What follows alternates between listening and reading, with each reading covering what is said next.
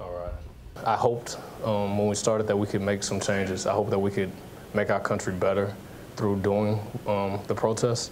No, I didn't think that we would get this kind of remark from a president, but at the time that we started, there was a lot of hurt, there was a lot of emotion with things going on, happening in this country, especially with police brutality, the number of people that we were seeing being killed online, unarmed black people.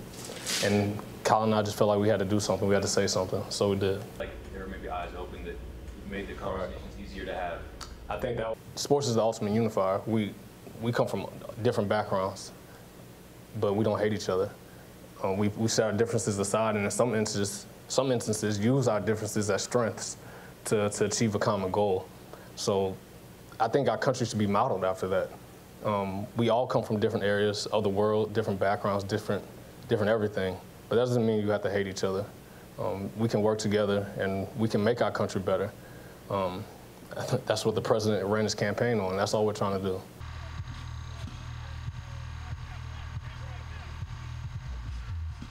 Change only comes through conversation. This is a peaceful protest. We want to talk about these issues.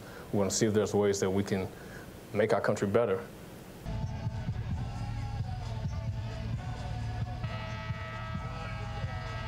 It's unfortunate that, you know, when we want to focus on football, you have to take time away to do it, but I think it's needed. You have to sit down and figure out, you know, and have a discussion on the table and say, well, how do you see it and what do you want to do? And that way, like I said, we can go out and show a united front.